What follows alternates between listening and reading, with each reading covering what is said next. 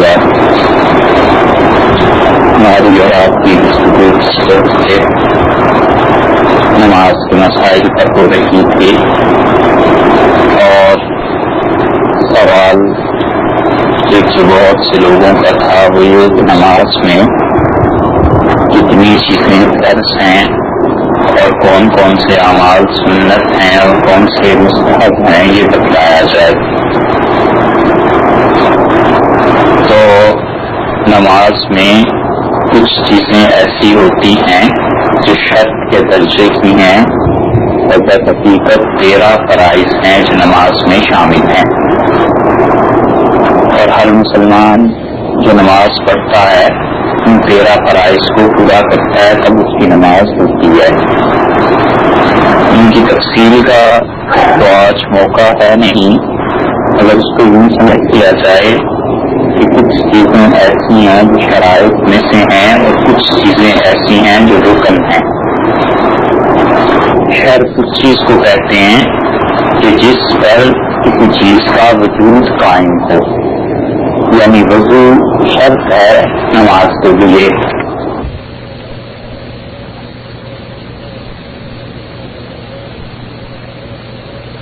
وجود کا قائم کرنا ممکن نہ ہو تو اس سے پہلے جو اس کی تیاری ہے وہ شرط ہے، اور وہ تیاری جو فرض کے درجے کی ہے، مثلاً زمین کا پاک ہونا، کپڑوں کا پاک ہونا، جسم کا پاک ہونا، یہ سب کی سب شرائط ہیں جو نماز کی ہیں، اسے بھی فرض کہتے ہیں.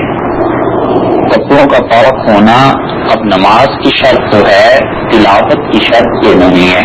اس سے اور زیادہ واضح ہو جائے گی بات کہ کسی انسان کے کپڑے ناپاک ہیں تو وہ انسان قرآن پاک پڑھ سکتا ہے چاہے اس کے کپڑے ناپاک ہوں، لیکن وہ نماز نہیں پڑھ سکتا کیونکہ کپڑوں کی طہارت نماز کے لیے شرط ہے، قرآن پاک پڑھنے کے لیے شرط نہیں ہے. قرآن پاک پڑھنے کے لیے جو شرط ہے وہ جسم کا پاک ہونا ہے، اور جسم کے پاک ہونے کا بھی مطلب یہ ہے کہ اگر وہ زبانی پڑھنا چاہتا ہے تو پھر اس پر غسل واجب نہیں ہونا چاہیے، اور اگر وہ چھونا چاہتا ہے قرآن پاک کو تو پھر اس کے لیے وضو بھی شرط ہے، اور اگر چھوئے گا نہیں صرف زبانی پڑے گا تو پھر شریعت نے وضو کو بھی شرط قرار نہیں دیا، بغیر وضو کے ہی کر سکتا ہے. مثلا ایک انسان اس کا وضو نہیں ہے، وہ کوئی صورت ہے چلتے پھرتے پڑھنا چاہتا ہے تو اس انسان کے لیے یہ جائز ہے کہ اس صورت کو پڑھتا رہے، کیونکہ وضو شرط نہیں ہے. وضو شرط ہے چھونے کے لیے قرآن پاک کو، کہ جب اسے چھوا جائے تو اس کے لیے وضو شرط ہے. تفسیر کی کتابیں ہیں، حدیث کی کتابیں ہیں، بغیر وضو کے لیے چھونا فقہاء نے مکروہ لکھا ہے، مگر ان لوگوں کے لیے فقہاء نے اجازت دی ہے جن لوگوں کا مشغلہ یہ ہو، دن رات کا کام ہے، تو آپ اس پہ یہ نہیں کر سکتے کہ اس انسان کے لیے یہ بھی شرط قرار دی جائے کہ اس کا وضو ضروری ہو. تو نماز کی شرائط کا مطلب یہ ہے کہ جس چیز پر نماز موقوف ہے وہ شرائط صاف ہیں یا اچھے ہیں، اور اختلاف کو کہا ہوا ہے اصل میں تکبیر تحریمہ کے متعلق. تو اگر اس کو چھوڑ دیا جائے، تکبیر تحریمہ کو شامل کر لیا جائے اور باقی جو ارکان نماز کے اندر ہیں انہیں بھی شامل کر لیا جائے تو یہ 13 بن جاتے ہیں. رکن جس چیز کا نام ہے وہ چیز ہے جو نماز کے اندر داخل ہے، جیسے سجدے ہیں، یہ دونوں سجدے فرض ہیں، اور کوئی آدمی یہ رکن چھوڑ دے، سجدے کو ہی چھوڑ دے تو اس انسان کی نماز نہیں ہوگی. تو رکن وہ جو کسی چیز کی ماہیت میں اندر کو داخل ہے، اور شرط وہ کہ جس پر اس کے وجود کا قیام موقوف ہے، کہ کسی چیز کا وجود اپنے لیے کسی چیز کو چاہتا ہے تو وہ جو چیز ہے پہلے سے تیاری وہ اس کی شرط کہلائے گی. تو شرط اور شرائط اور ارکان ملا کر 13 بنتے ہیں. اور اس میں سے جب نماز کو شروع کرنا ہو تو یہ ضروری ہے کہ انسان نے غسل کیا ہوا ہو اگر اسے ضرورت تھی، اور اگر غسل کی ضرورت نہیں تھی تو وضو ہے کہ وضو سے تو ہوگا تو ہی نماز پڑھے گا. یہ اس کی شرائط میں سے نماز کی ایک ہے. اور صحابہ رضی اللہ عنہم میں ایسے تھے جو روز غسل کیا کرتے تھے، جیسے اس نے عثمان رضی اللہ عنہ کے متعلق مسند احمد میں آتا ہے کہ وہ روزانہ غسل کیا کرتے تھے، اور عبداللہ بن عمر رضی اللہ عنہ کے متعلق تو آتا ہے کہ وہ دن میں 5 مرتبہ غسل کرتے تھے، ہر نماز سے پہلے غسل کرتے تھے۔ اب دیکھیے علم کا کتنا فرق پڑتا ہے۔ ایک آدمی روز نہاتا ہے، کوئی حرج نہیں ہے، نہ گناہ ہے نہ ثواب ہے اس کے لیے، اور ایک آدمی یہ سمجھ کے یہ سوچ کے نہاتا ہے کہ حدیث میں بھی آیا ہے صحابہ رضی اللہ عنہ کا معمول کہ وہ 1 مرتبہ غسل کرتے تھے، 2 مرتبہ غسل کیا کرتے تھے روزانہ۔ میں بھی اس حدیث پہ عمل کروں گا کہ اس غسل کرنے میں بھی اسے ثواب ملے گا، کیونکہ اس انسان نے ایک اچھے فعل کی نیت کر لی کہ جو صحیح علم ہے وہ صحیح عمل کو جنم دیتا ہے، اور صحیح عمل سے پھر صحیح نتائج اس سے برآمد ہوا کرتے ہیں۔ تو اس لیے پاک رہنا یہ ایسی چیز ہے۔ وضو کا کرنا اب نماز کے لیے شرط ہے، یا طواف بیت اللہ کا کرنا اس کے لیے شرط ہے، یا وضو اگر قرآن پاک کو چھونا ہے تو اس کے لیے شرط ہے، باقی اور چیزوں کے لیے شرط نہیں ہے۔ اگر کوئی آدمی یہ اہتمام کرے کہ 24 گھنٹے کا وضو رہے گا تو رسول اللہ صلی اللہ علیہ وسلم نے ارشاد فرمایا کہ اس کے دل میں اللہ تعالیٰ نور پیدا کر دیتا ہے۔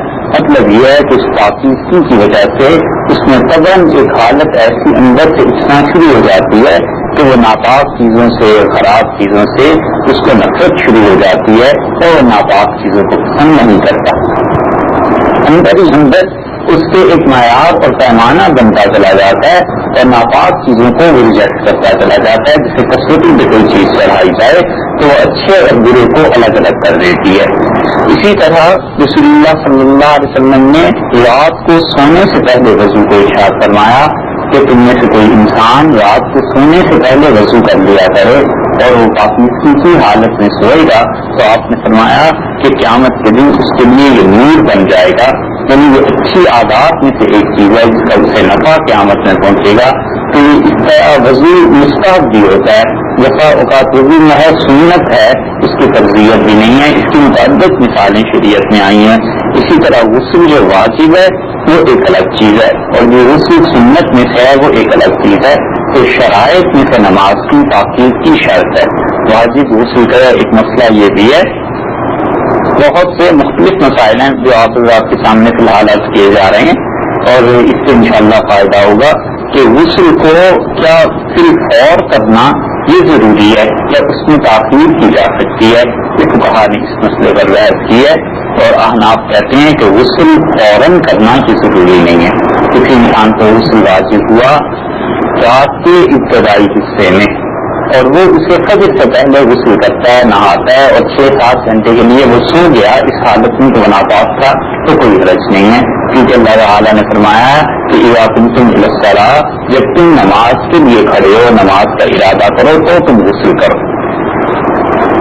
ابن عربی رحمۃ اللہ علیہ فرماتے ہیں اس پہ کہ اندلس میں ایک دعوت تھی، کوئی شادی تھی، ولیمہ کا کیا تھا، اس میں دعوت تھی، تو اس میں اندلس کے علماء جمع ہوئے تو کسی نے یہ آیت پوچھی کسی سے اور اس پہ ہماری بات چیت شروع ہوئی تو ہم وہاں کئی گھنٹے یعنی کافی دیر تک بیٹھے رہے اور فرماتے ہیں جب اس کے بعد ہم اٹھتے تو اس ایک آیت سے 800 مسئلے ہم لوگوں نے ثابت کیے کہ 800 مسائل اس ایک آیت سے معلوم ہوتے ہیں۔ تو اللہ تعالیٰ کا وہاں یہ فرمانا کہ جب تم نماز کے لیے ارادہ کرو تو اس وقت غسل کر لیا کرو، اس کا مطلب یہ ہے کہ جب اس نے نماز کا ارادہ نہیں کیا یعنی نماز کا ابھی وقت نہیں آیا اور اس کے آنے میں 2 گھنٹے 4 گھنٹے جتنا بھی وقت باقی ہے اس حالت میں وہ بغیر غسل کے رہ سکتا ہے اور اس کی تائید سنت سے بھی ہوتی ہے۔ نبی کریم صلی اللہ علیہ وسلم کے متعلق پوچھا گیا امہات المومنین سے تو عائشہ رضی اللہ عنہا نے فرمایا کہ رسول اللہ صلی اللہ علیہ وسلم کو غسل کی ضرورت ہوتی تھی اور وہ کبھی کبھی غسل فرما کے سو جاتے تھے اور کبھی محض وضو کر کے سو جاتے تھے، اور ابو داؤد کے ایک روایت میں آیا ہے کہ رسول اللہ صلی اللہ علیہ وسلم بغیر غسل اور بغیر وضو کے بھی سو جاتے تھے اور تہجد کے وقت اٹھ کے پھر غسل فرمایا کرتے تھے کیونکہ نماز پڑھنی ہوتی تھی انہوں نے۔ تو اس لیے کوئی آدمی غسل کو مؤخر کر لے حتیٰ کہ نماز کا وقت آ جائے تو وہ آدمی گناہگار نہیں ہوگا، لیکن یہ الگ بات ہے کہ اتنی دیر تک تاخیر کرنا کہ نماز بھی گزر جائے، وقت بھی گزر جائے تو پھر یہ مکروہ ہے اس اعتبار سے کہ اس نے نماز کا وقت ضائع کر دیا، وہ گناہ الگ ہے، اور اتنی دیر تک ناپاک رہنا اس کی تاخیر پر اس کی کراہت لازم آئے گی، یعنی مکروہ اس لیے شمار کیا گیا ہے کہ نماز کے اوقات میں اس سے خلل پڑے گا، تو جب نماز کا وقت آ جائے گا تو پھر اسے غسل کرنا ہی چاہیے۔ اب یہ شرط ہے ایک طرح کی شریعت نے رکھی ہے، جو انسان بھی نماز پڑھے اس کے لیے کہ اس کی پاکیزگی شرط ہے۔ اسی طرح کپڑوں کا پاک ہونا شرط ہے، اور کپڑوں کی پاکیزگی میں کئی ایک مسائل پیش آتے ہیں، اور ان میں سے ایک مسئلہ مثلاً یہ ہے کہ کوئی انسان کیچڑ ہے، آپ کے یہاں تو شاید نہیں پیش آتا ہوگا، ہمارے ممالک میں پیش آتا ہے، وہاں پانی ہے، کیچڑ ہے، تو جب تک گندگی اور یہ چیزیں واضح طور پر نظر نہ آئیں شک کا کوئی اعتبار نہیں، کیچڑ جو ہے وہ پاک ہوتا ہے، اور جو عام طور پہ گلیوں میں محلوں میں ہوتا ہے۔ امام محمد رحمۃ اللہ علیہ اسے ناپاک کہتے تھے، اور امام محمد رحمۃ اللہ علیہ ہمیشہ کیچڑ کے ناپاک ہونے کا فتویٰ دیتے رہے، اور جب وہ خود تشریف لائے خراسان تو اتفاق ایسا کہ اس دن بہت شدید بارش ہوئی اور انہیں بازار جانا تھا، تو بازار جب گئے ہر طرف کیچڑ ہی کیچڑ تھا، تو واپس آئے تو انہوں نے اپنے شاگردوں سے کہا کہ فتویٰ دو کیچڑ پاک ہے، تو ان سے کہا گیا اب یہ فتویٰ کیوں دے رہے ہیں؟ تو انہوں نے کہا میں تو عوام میں جب آیا ہوں اس شہر میں تو مجھے اندازہ ہوا کہ اس سے بچنا ممکن ہی نہیں ہے۔ تو یہ ہے وہ اصول جو شریعت نے رکھا ہے کہ جہاں کسی چیز میں تنگی واقع ہو جاتی ہے اور حرام اور حلال کا مسئلہ اگر اجتہاد پر مبنی ہو، محسوس اس کے بارے میں کچھ نہ کہیں، قرآن اور حدیث میں براہ راست اس کے متعلق کچھ حکم نہ آئے اور فقہاء نے اجتہاد کے ذریعے کسی چیز کو ثابت کیا ہو، تو وہاں شریعت کے احکامات جو ہیں وہ اور نرم پڑ جاتے ہیں۔ تو ظاہر ہے کیچڑ کا مسئلہ نہ قرآن پاک میں آیا ہے کہ کیچڑ حرام ہے یا ناپاک ہے، نہ حدیث میں آیا ہے، تو انہوں نے اپنے اجتہاد سے اس مسئلے کو کیا تھا، انہوں نے اس طرح اس کا حکم لگایا کہ کیچڑ جو ہے وہ ناپاک نہیں ہوا کرتا، کوئی کپڑے جب کیچڑ پڑ جائے، چھینٹے پڑ جائیں، تو جب تک یقینی طور پر وہ پانی ناپاک نہ ہو اس وقت تک یہ حکم نہیں دیا جا سکتا۔ اسی طرح جگہ کا پاک ہونا شرط قرار دیا گیا ہے، شریعت نے اسے ضروری قرار دیا ہے کہ کوئی انسان نماز پڑھے تو وہ جگہ بھی پاک ہونی چاہیے۔ قبلہ رخ کا ہونا یہ شرط قرار دیا گیا ہے، اور قبلہ رخ کا مطلب یہ نہیں ہے کہ کوئی انسان کھڑا ہو اور اس کے ناک سے لکیر سیدھی بیت اللہ کے بیچ میں سے گزرے، کتنا زیادہ سیدھا کھڑا ہو، صحیح کھڑا ہو، یہ نہیں۔ شریعت کہتی ہے کہ جو بیت اللہ میں اندر ہیں، حرم شریف کے اندر ہیں اور کعبۃ اللہ انہیں نظر آ رہا ہے، ان کے لیے تو ضروری ہے کہ وہ کعبہ کی طرف منہ کریں، ان کے لیے ہے ضروری۔ باقی مسجد حرام کے باہر، اس مسجد سے باہر دنیا میں جہاں جہاں بھی لوگ ہیں ان سب کے لیے یہ ہے کہ وہ اصل سمت سے 45 ڈگری ادھر اور 45 ڈگری اگر ادھر ہو جائیں گے تو بھی نماز ہو جائے گی۔ 45 ڈگری بہت بڑی چھوٹ ہے، آپ سوچئے کہ کہاں جا کے زاویہ اس کا بیٹھے گا، تو 45 ڈگری ادھر یا 45 ڈگری ادھر ہو گئے تو بھی اس انسان کی نماز ہو جائے گی۔ تو قبلے کی طرف رخ کرنا یہ ضروری چیزوں میں سے ہے۔ آپ لوگ جب سفر پہ جاتے ہیں تو یہ مسئلہ پیش آتا ہے نا قبلے کا، اور اس کا حکم یہ ہے کہ اگر وہاں قبلہ کی علامات تھی اور پھر اس انسان نے ان علامات سے کام نہیں لیا، قبلے کی علامات کیا ہیں؟ جیسے مسجد بنی ہوئی ہے، قبریں بنی ہوئی ہیں، مسلمان ہیں، وہاں ان سے پوچھا جا سکتا ہے یا کسی آدمی سے سمت دریافت کی جا سکتی ہے، یہ چیزیں اگر کسی انسان نے ان چیزوں کے باوجود کام نہیں لیا ان چیزوں سے اور نماز اس انسان نے پڑھ لی، تو اگر بعد میں اسے پتا چلا کہ میں نے جو نماز پڑھی ہے یہ قبلہ رخ نہیں پڑھی تھی، تو لوٹائے گا، اس کی نماز نہیں ہوئی، کیونکہ قبلے کی طرف منہ کرنا یہ شرائط میں سے ہے، نماز کی فرض شریعت نے قرار دیا ہے۔ اس مسئلے کو آپ پھر سن لیجئے کہ جیسے کوئی آدمی سفر کر رہا ہے اور سفر میں اس نے قبلے کا تعین کرنا ہے، تو شریعت کہتی ہے کہ وہاں کی علامات کو وہ دیکھے، علامات کیا ہیں، قبریں اسے دیکھے کہ قبریں کس رخ سے بنتی ہیں، تو اس سے اسے اندازہ ہو جائے گا کہ قبلہ کدھر ہے۔ مساجد ہے، مسلمان ہے، وہاں کسی سے پوچھ لے کہ قبلہ کدھر ہے، تو اس طرح اگر اس نے نماز پڑھ لی پوچھ کے اور وہاں سے پتا چلا مسلمانوں نے گواہی دے دی کہ اس طرف کو قبلہ ہے، بس ٹھیک ہے، اس انسان کی نماز ہو جائے گی۔ اگر اس نے پوچھا کسی سے نہیں، بعد میں پتا چلا کہ ٹھیک نماز پڑھی ہے، تو بھی اس کی نماز ہوگی، اور پوچھا نہیں اور پھر پتا چلا کہ میری نماز غلط ہو گئی، قبلے کی سمت ادھر تھی اور میں نے دوسری طرف کی نماز پڑھ لی تھی، اسے نماز لوٹانی پڑے گی۔ اس کے برعکس شریعت یہ حکم دیتی ہے کہ کسی انسان نے تحقیق کی، دریافت کیا، پوچھا لیکن اسے نہیں پتا چل سکا یا وہاں کوئی تھا ہی نہیں, جنگل میں رک گیا, کہیں ایسے ہو گیا. جیسے آپ دیکھیے آپ لمبے سفر کرتے ہیں تو درمیان میں کئی جگہ ایسے ہوتا ہے کہ نماز پڑھنی پڑ جاتی ہے, وقت آ جاتا ہے اور پریشانی ہوتی ہے, تو اس کا شریعت نے حکم یہ دیا ہے کہ وہ کہتے ہیں اپنی طرف سے خوب غور اور فکر سے کام لے. غور اور فکر سے کام لینے کے بعد جس سمت میں اس کے دل نے کہا کہ ادھر کی بلا, جس طرف دل کا فتویٰ ہوا بس نماز پڑھ لے. نماز پڑھ رہا تھا, نماز پڑھ چکا, نماز پڑھنے کے بعد کسی نے آگے بتایا کہ ارے بھائی قبلہ تو اس طرف کو تھا, گاڑی رکی, انہوں نے کہا قبلہ اس طرف کو تھا, اس کی نماز ہو گئی. اللہ تعالیٰ نے اسی لیے فرمایا ہے کہ فَإِنَّمَا تَوَلُّوا فَثَمَّ وَجْهُ اللَّهِ, تم جدھر بھی منہ کرو گے اللہ کو ادھر ہی پاؤ گے, اللہ تعالیٰ ادھر ہی. شریعت نے اتنے احکامات نرمی پر مبنی رکھے ہیں, منیمم ریٹ پہ فتویٰ دیتے ہیں, صرف اسی لیے کہ ختم نبوت یہ قیامت تک ہے. چھوٹے سے چھوٹا مسئلہ, بڑے سے بڑا مسئلہ جہاں دشواری لوگوں کو پیش آتی ہے, شریعت کہتی ہے یہاں رخصت ہے, یہاں اجازت ہے, تاکہ یہ قیامت تک ہر قوم اور ہر ملک میں یہ شریعت چلتی رہے. اگر سختی وہ ہوتی جو پچھلی امتوں میں تھی تو معاملہ نہ چلتا, پھر تو انبیاء علیہ الصلوۃ والسلام کا سلسلہ لیاذ باللہ جاری رہنا چاہیے تھا. مگر اللہ تعالیٰ نے جو ختم نبوت رکھی ہے تو اس امت کو اجتہاد کی دولت سے نواز دیا. یہ بتلا دیا کہ دیکھو کس کس چیز میں تمہارے لیے گنجائش ہے. تو اب قبلے کا رخ ہونا, قبلے کا پتہ ہونا, یہ نماز کی شرائط میں سے ایک شرط ہے, ضروری چیزوں میں سے. اب آپ دیکھیے نماز کو شروع کرنا ہے تو نماز میں کیا کیا چیزیں سنت ہیں, کیا کیا چیزیں واجب ہیں, کیا کیا چیزیں فرض ہیں, اس کے متعلق اجمالاً بس یہ سمجھ لیجیے کہ جو چیزیں فرض کے درجے کی ہیں نماز میں, اگر وہ چھوٹ جائیں, چاہے امام کے پیچھے ہوں چاہے آپ اپنی نماز پڑھ رہے ہوں, نماز نہیں ہوتی. امام کے پیچھے ہوں, مقتدی ہوں, کچھ ہو, جو فرض کے درجے کی چیز ہے اگر وہ چھوٹ جائے گی تو اس انسان کی نماز نہیں ہوگی. قبلہ رکونا ضروری تھا نا, فرض تھا, اب یہ چھوٹ جائے اس انسان سے اور وہ کہیں اور کسی اور طرف کو کر لے تو اس انسان کی نماز نہیں ہوگی.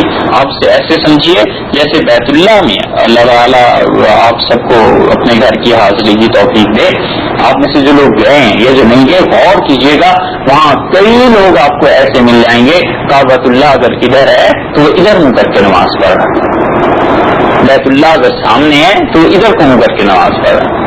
ہم ایک مرتبہ وہاں حاضری کی توفیق ہوئی تو ایک خاتون تھی, وہ ایک طرف منہ کر کے نماز پڑھ رہی ہیں, تو جب وہ سلام پھیر چکی تو میں نے کہا بی قبلہ تو ادھر ہے کہ بیت اللہ ادھر منہ کر کے نماز پڑھ. تو میں نے کہا ادھر منہ کر کے نماز آپ پڑھیے, اس طرح نماز نہیں ہوتی. تو بہت تعجب سے مجھ سے کہنے لگی کہ ہم تو ملتان میں ادھر ہی منہ کرتے ہیں. میں نے کہا ملتان اور بیت اللہ میں بڑا فرق ہے. تو ملتان کی تھی بیچاری دیہات کی تھی گئی تو وہاں بھی بیت اللہ کی طرف منہ نہیں کیا ہوا, تو اس لیے جو فرض رہ جائے گا کسی انسان کا تو نماز نہیں ہوگی. سیدھی سادھی موٹی سی بات یہ ہے. دوسری چیز ہے واجب.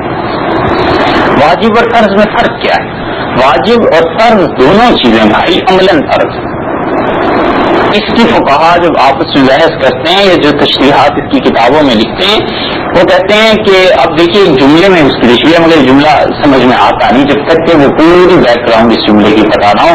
وہ کہتے ہیں جب دلیل اور دعویٰ دونوں قطعی ہوں تو وہ فرض ہو جاتا ہے, اور جب دعویٰ قطعی ہو اور دلیل ظنی ہو تو وہ واجب ہو جاتا ہے. اب اس کی تشریح کرنے کے لیے ایک وقت درکار ہے, آپ کو اس میں پڑھنے کی بھی ضرورت نہیں ہے. واجب عملاً فرض دو چیزوں کو یاد رکھنا چاہیے. جو مکروہ تحریمی ہے نا یہ عملاً حرام. حرام میں اور مکروہ تحریمی میں صرف اصطلاح کا ٹرمینالوجی کا فرق ہے, اور ٹرم اس کی کیوں رکھی گئی ہے فقہا اور مجتہدین جانتے ہیں, بڑی علمی مباحث ہیں اس میں. وگرنہ جو چیز مکروہ تحریمی ہے وہ کرنے میں حرام کے برابر ہے. دونوں چیزوں میں کوئی فرق نہیں ہے. اس لیے جو لوگ کہتے ہیں نا کہ صرف مکروہ ہے, مکروہ تحریمی ہے, حرام تو نہیں ہے, وہ اس غلط فہمی میں ہوتے ہیں کہ مکروہ تحریمی کوئی کم درجے کی چیز ہے. مثلاً آپ دیکھیے کھانے پینے میں کپورے ہوتے ہیں, یہ کپوروں کا کھانا مکروہ تحریمی, یہ سارے فقہا نے لکھا. گنگوئی نگر اللہ ورسدو نے فتویٰ دیا اپنے آپ صحابہ رشیدیہ میں, شامی میں لکھا ہے, ہر جگہ ہم فقہ کی کتابوں میں ملے گا اور اسی کو بعض فقہا لکھ دیتے ہیں کہ یہ مکروہ تحریمی ہے، اور بعض مکروہ تحریمی کو بھی مکروہ لکھ دیتے ہیں. یہ تینوں لفظ مل جاتے ہیں نا. اب جہاں لکھا ہو اس سے پڑھ لیا کہ مکروہ ہے تو کہتا ہے ٹھیک ہے مکروہ ہے نا، کون سی بڑی بات ہے. پھر زیادہ تحقیق سے دیکھا تو وہی لکھا ہوا ہے کہ مکروہ تحریمی ہے، اور مکروہ تحریمی اور حرام دونوں چیزیں برابر ہیں. فرض اور واجب عمل کے اعتبار سے دونوں چیزیں برابر ہیں. علمی مباحث وہ آپ کے کام کی نہیں ہے، اس سے ہٹ کے بات میں عرض کر رہا ہوں. تو اس لیے نماز میں جو چیز واجب ہے وہ عملاً فرض کے درجے میں. فرض کہاں آ جائے گا؟ فرض آگے چل کے آ جاتا ہے ایک جگہ پہ، اور وہ جگہ بھی آپ کر دیتے ہیں. اور وہ یہ ہے کہ واجب کوئی چیز ہو نماز میں اور وہ چھوٹ جائے کسی انسان سے تو اس کا حکم یہ ہے کہ وہ سجدہ صاحب کر. یہ سجدہ صاحب جو ہے یہ واجب کے چھٹنے پر یا واجب کے تکرار پر ہے. ایک چیز واجب 2 مرتبہ کر لی، اس کے لیے کہا جاتے ہیں کہ وہ کیا کرے، وہ سجدہ صاحب کر لے. نماز میں سورہ فاتحہ کا پڑھنا واجب ہے اور اس کے ساتھ سورت کا ملانا واجب ہے. تو اس نے کیا 2 مرتبہ یہ کر لیا کہ سورہ فاتحہ 2 مرتبہ پڑھ لی. تو آپ کو کہا جاتا ہے یہ واجب کا تکرار ہو گیا نا، اب اسے سجدہ صاحب کرنا چاہیے. اور واجب کی تاخیر اس سے بھی سجدہ صاحب واجب لازم آتا ہے کہ جو واجب چیز ہے اس کو چھوڑ دینا یا اس واجب چیز کو دوبارہ ادا کر لینا یا اس واجب کے عمل میں تاخیر، یہ تینوں چیزیں ایسی ہیں جس سے سجدہ صاحب لازم آ جائے گا. تو واجب اور فرض میں فرق ہوگا. یہ بھول کے اگر اس نے واجب کے ساتھ ایسے کیا، لیکن فرض اگر بھول کے بھی ایسے کر گیا تو نماز ٹوٹ گئی. مثلاً یہ یاد ہی نہیں تھا کہ وضو کرنا، نماز شروع کر دی، پھر خیال آیا تو ہونا ہے تو وضو کرنا تھا، تو اب وضو واجب تو نہیں، وہ فرض ہے. تو جب فرض ہے تو اس انسان کی نماز ہوگی نہیں، چاہے بھولے سے ہو چاہے جان بوجھ کے. اور واجب کو بھولے سے ہو گیا تو سجدہ صاحب کر لے گا. اور واجب چیز اگر جان بوجھ کر وہ ترک کرے گا تو واجب کا ترک جان بوجھ کر کرنا یہ بھی نماز کو توڑ دے گا. مثلا جان بوجھ کے سورہ فاتحہ نہیں پڑھی، جان بوجھ کے اس نے نماز کی ان رکعتوں میں جن میں سورت کا ملانا واجب تھا اس نے جان بوجھ کی سورت میں ملائی، اب اس انسان کی نماز نہیں ہوگی. تو یہ فرق ہے فرض اور واجب میں. اور اسی کے ساتھ لگے ہاتھوں یہ مسئلہ بھی سن لیجیے، اور یہ بہت اہم چیز ہے، آپ کو کام آئے گی انشاءاللہ. وہ یہ کہ امام کے پیچھے اگر کوئی واجب چھوٹ جائے تو اس سے انسان کی نماز ہو جاتی ہے، چاہے جان بوجھ کے چھوڑ دے تو بھی نماز ہو جاتی ہے. نماز امام کے پیچھے اگر پڑھ رہا ہے کوئی واجب اس نے جان بوجھ کے چھوڑ دیا تو بھی نماز ہوگی. دیکھیے ایک آدمی جماعت میں ملنے کے لیے آیا اور رکوع اس نے امام کے ساتھ رکوع میں ملنا آخری حد ہے، تو رکوع میں ملتے ہوئے اس نے بس اس کی انگلیوں کے ٹور گھٹنوں کو چھو گئے. تو یہ انسان رکوع میں مل گیا، لیکن رکوع میں اتنی دیر ٹھہرنا کہ ایک مرتبہ سبحان ربی العظیم کہا جا سکے یہ واجب ہے. اب اتنی ایک مرتبہ بھی نہیں کہنا سنت ہے، پڑھنا اس کا سنت ہے، مگر اتنی دیر کا قیام ہے، اتنی دیر کا رکوع، اتنی دیر ٹھہرنا واجب تھا. یہ اتنی دیر نہیں رکا، جان بوجھ کے نہیں رکا تو بھی انسان کی نماز ہوگی. سادے میں التحیات للہ یہ پڑھنا واجب تھا، اس نے جان بوجھ کے امام کے پیچھے نہیں پڑھی، کسی سوچ میں گم رہا کچھ اور رہا، احتجاج کون پڑھے اس کو، گناہگار ضرور ہوگا کہ اس نے واجب کا طرف جان بوجھ کے کیا ہے، مگر امام کے پیچھے جو نماز پڑھ رہا ہے تو اس وجہ سے اس انسان کی نماز ہو جائے گی. جماعت ہمیشہ یاد رکھنا چاہیے ہمارے نزدیک حقیقی جماعت ہوتی ہے اور باقی ائمہ کے نزدیک جماعت سوری ہے، شکل ہے، صورت ہے جماعت کی، حقیقت جماعت کی نہیں. فرق کیا ہے؟ فرق یہ ہے کہ ہم سمجھتے ہیں امام نمائندہ ہوتا ہے، آپ کہتے ہیں امامت کوئی چھوٹی سی چیز نہیں ہے، امام نمائندہ ہے تمہارا اور اس کی نماز پر تمہاری نمازیں موقوف ہیں. اگر اس کی نماز نہیں ہوگی تمہاری نماز بھی نہیں ہوگی. سوائے جنازہ کیونکہ نماز جو ہے اس کی حقیقت پر رکوع اور سجدہ ہے نا، تو جنازے میں تو رکوع سجدہ ہے نہیں. تو اس لیے وہ کہتے ہیں کہ جنازہ ایسی چیز ہے کہ جماعت کی محض ایک شکل ہے، صورت ہے. اگر امام کی نماز نہیں ہوئی نہ ہوئی آپ کی ہو گئی. باقی جو نمازیں عیدین ہے، جمعہ ہے، عام نمازیں، 5 نمازیں، یہ سب کی سب نمازوں میں جماعت حقیقتاً جماعت ہے. اور باقی ائمہ کہتے ہیں کہ یہ جماعت کی صورت ہے، لوگوں کا انتظام ہے، نظم ہے کہ ایک امام کے پیچھے کھڑے ہیں. اگر امام کی نماز نہیں ہوئی تو بھی مقتدیوں کی نماز ہوگی. اسی لیے وہ کہتے ہیں کہ امام کے پیچھے فاتحہ بھی پڑھیں. وہ کہتے ہیں بس فاتحہ کا پڑھنے، اللہ نے فرمایا فقرؤوا ما تيسر من القرآن، اور قرآن میں سے جو چیز تم آسانی سے پڑھ سکو پڑھ لیا کرو. تو فاتحہ آسان ہے لہٰذا پڑھ لی، نماز ہو گئی. یہاں وہ نہیں رحمۃ اللہ فرماتے ہیں نہیں، یہ حقیقی جماعت ہے اور جماعت کا نمائندہ ہے امام، لہٰذا تم کیا کرو گے, تم نے نماز پڑھنی ہے امام کے پیچھے بھی, حقیقی جماعت ہے اس کی نماز نہیں تو تمہاری نماز بھی نہیں. اور اسی سے آپ ایک اور مسئلہ بھی خیال کیجیے کہ مرزائیوں کے پیچھے نماز ہو جاتی ہے یا نہیں.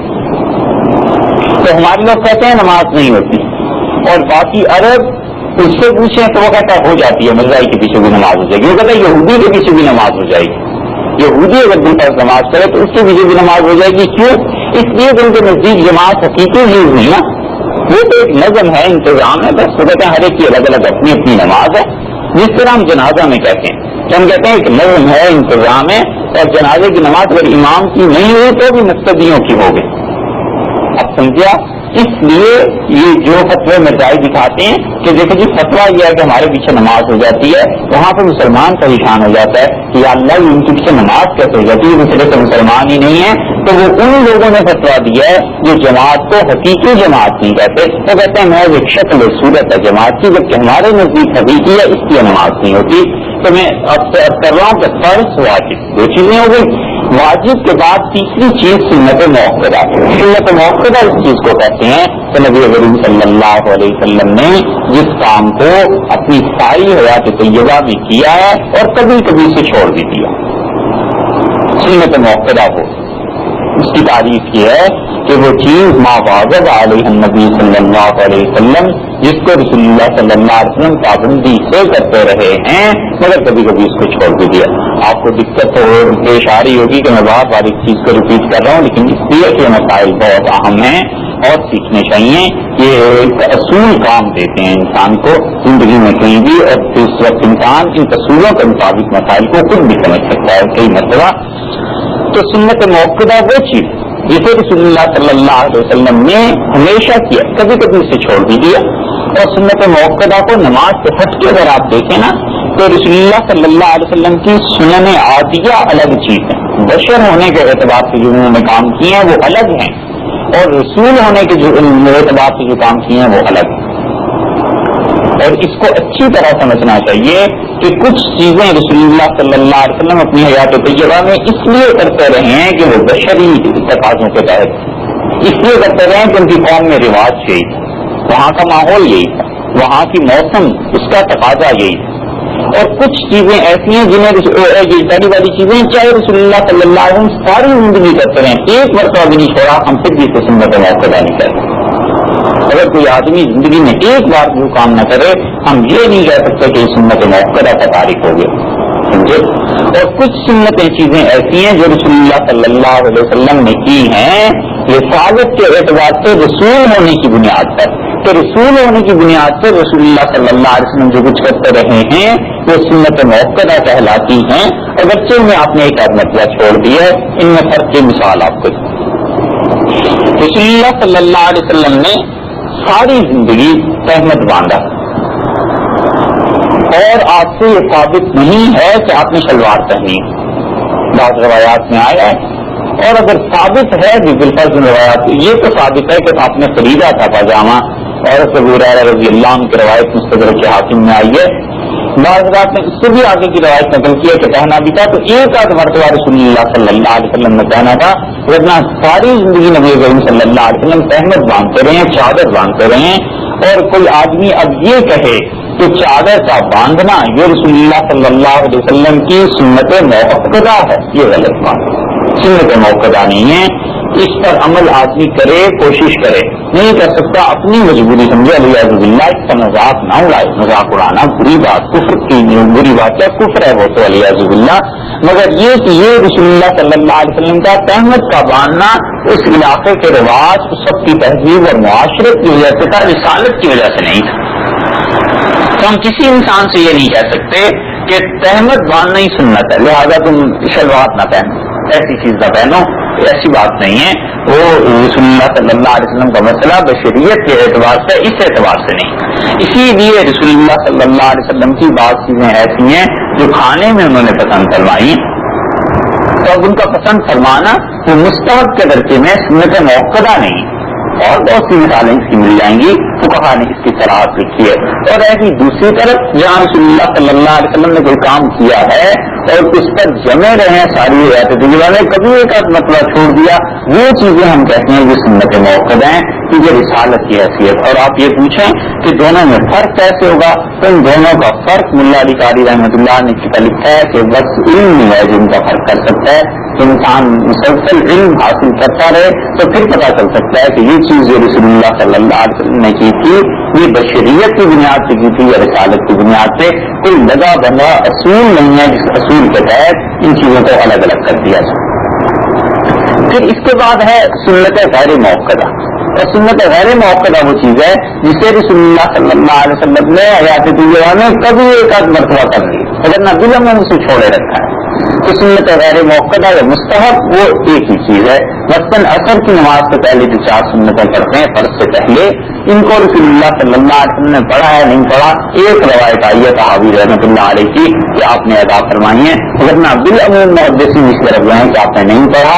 البتہ آپ نے فرمایا رحم اللہ رجلا، خدا کی رحمت ہو اس انسان پر جو فرض سے پہلے 4 رکعتیں پڑھ لیتا ہے۔ تو جو بعض لوگ بہت پابندی سے پڑھتے ہیں نا 4 سنتیں عصر کی، تو اسی وجہ سے پڑھتے ہیں کہ رسول اللہ صلی اللہ علیہ وسلم کی یہ دعا ان لوگوں کو پہنچ جائے، تو یہ سنت غیر موقدہ یا مستحب ہے۔ اور اس کے بعد کچھ چیزیں آ جاتی ہیں مباح ہیں، جن کے کرنے میں انسان کو عذاب نہیں ہے، اور اگر وہ چھوڑ دے یعنی کرنے میں ثواب نہیں ہے اور چھوڑ دینے میں عذاب نہیں ہے۔ مباح کام جو عام طور پر ہو جاتے ہیں، مثلاً کھانا ہے پینا ہے، یہ سب چیزیں مباح ہیں۔ اگر کوئی آدمی کسی خاص نیت سے کھائے گا تو اس انسان کو ثواب ملے گا، ادروائز مباح۔ ایک آدمی اس لیے کھاتا ہے کہ میں اللہ کے دین کے لیے تقویت حاصل کر لوں۔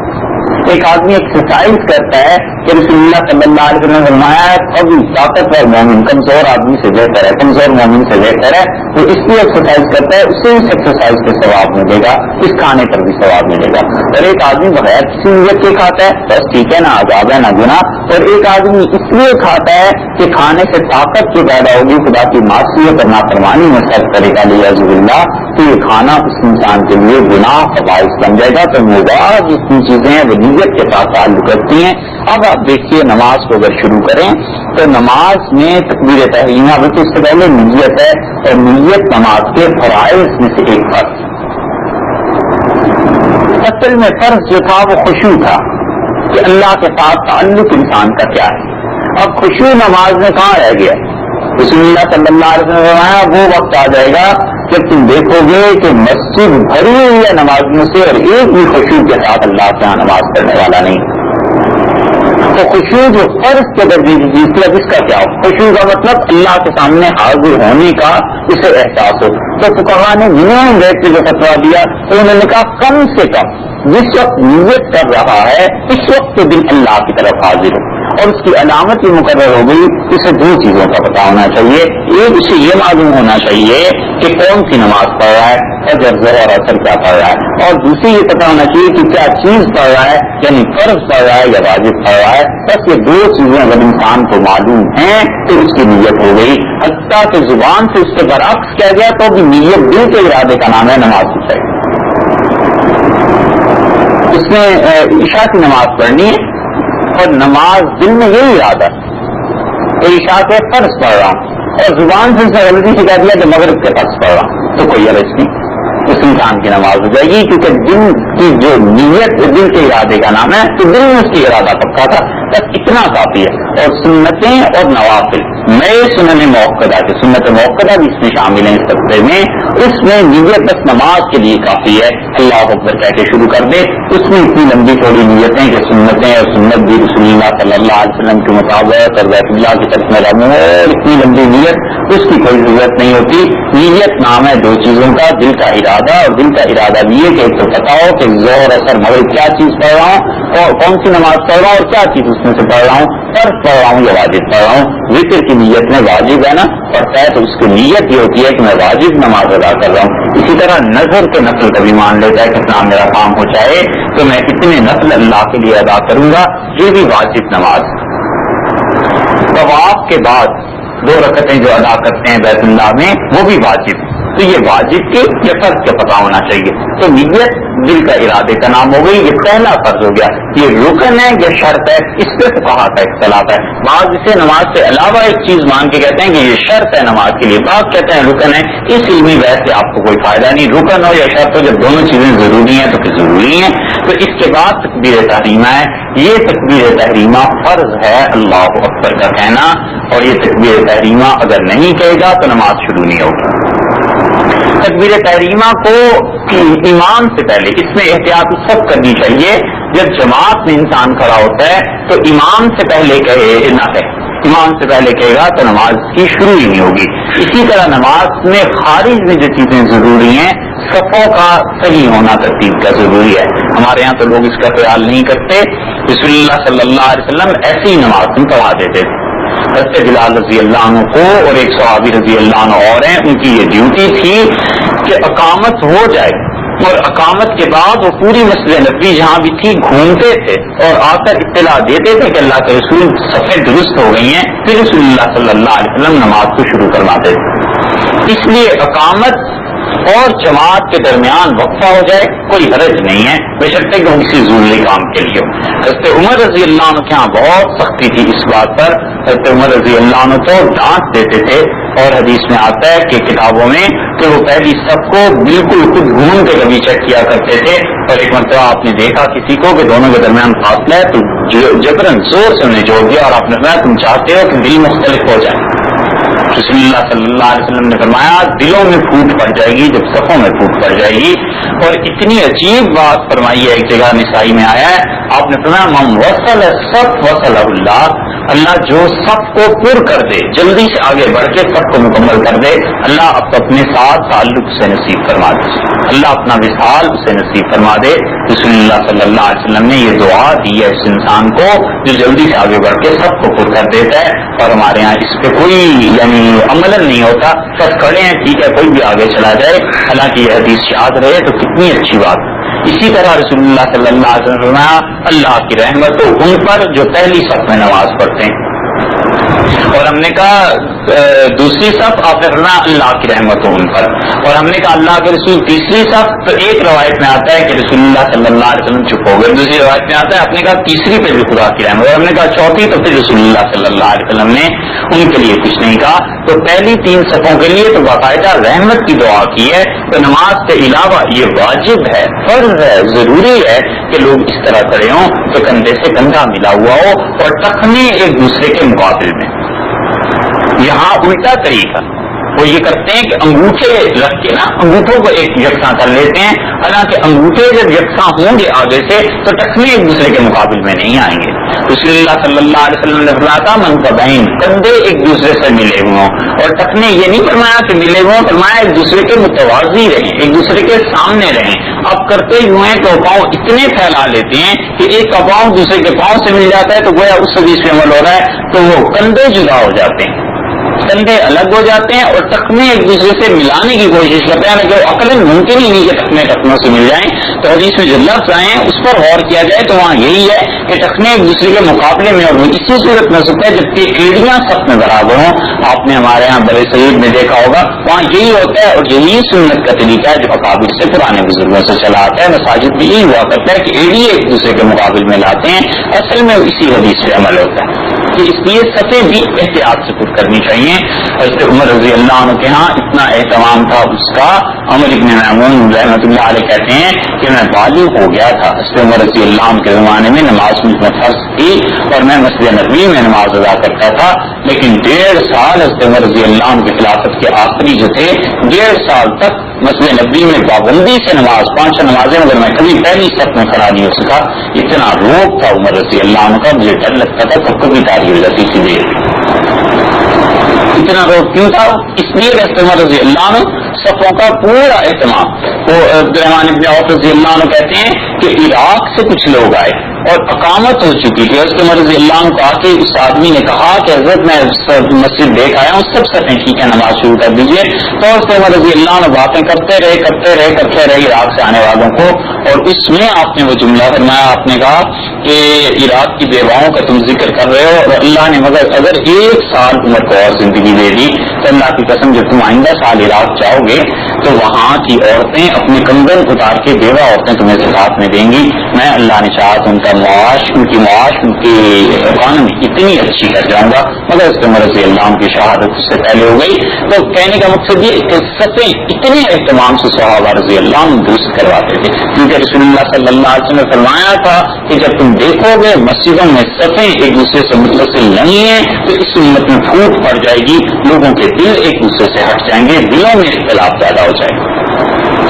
تو اس کے بعد تکبیر تحریم امام کے پیچھے یا اپنی نماز میں، یہ اللہ اکبر کا کہنا یہ فرض ہے، اور اللہ اکبر کی راہ جو ان مقتدی ادا کرتا ہے اگر امام سے پہلے کہہ دے تو اس انسان کی نماز شروع ہی نہیں ہوگی، جب نماز شروع نہیں ہوگی تو پھر کیا ہوگا، نماز ہوگی نہیں۔ در حقیقت یہ وہ مقام ہے جس میں بہت زیادہ احتیاط کی ضرورت ہے، سلام آخر پہ اور ابتدا میں تکبیر تحریمہ، ان دونوں مقامات پر بہت احتیاط کرنی چاہیے۔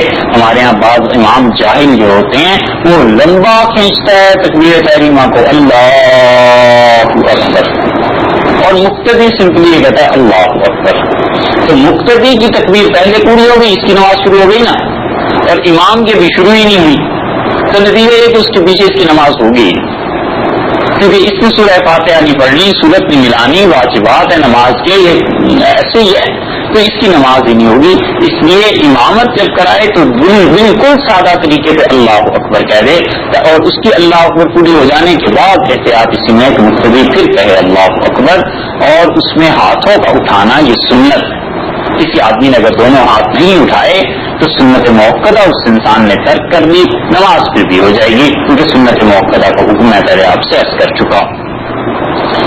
تیسری سنت اس میں ہاتھوں کا باندھنا، وہ بھی سنت ہے۔ اگر اس انسان نے ہاتھ دونوں کھلے چھوڑ دیے اور نہیں باندھے تو اس انسان کی نماز ہو جائے گی، کیونکہ ہاتھوں کا باندھنا سنت موقدہ ہے، واجب اور فرض کے درجے میں نہیں ہے۔ یہ سب چیزیں الگ الگ آپ سے عرض کر رہے ہیں۔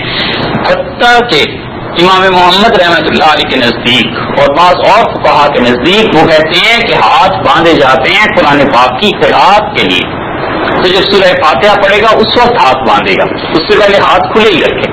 فتویٰ اس پہ کوئی نہیں دیتا، مگر یہ اس لیے عرض کر رہا ہوں کہ آپ دیکھیے بعض ممالک کے لوگ ایسے ملیں گے جو ہاتھ کھلے چھوڑ کے نماز پڑھتے ہیں، تو کوئی ان پہ تنقید کی ضرورت نہیں ہے۔ ہمارے یہاں خود بھی ایسی چیزیں آ جاتی ہیں کہ اس میں ہاتھ کھلے چھوڑنے کی اجازت بعض فقہا نے دی ہے، تو وہ کہتے ہیں قرآن پاک کے لیے ہاتھ باندھے جائیں گے، ویسے ہاتھ نہ باندھے جائیں۔ تو بہرحال ہاتھوں کا باندھنا سنت ہے، اگر کوئی ہاتھوں کو کھلا چھوڑ کے نماز پڑھتا ہے تو بھی اس انسان کی نماز ہو جائے گی۔ امام مالک رحمۃ اللہ علیہ کے نزدیک بھی ہاتھوں کا باندھنا سنت ہے۔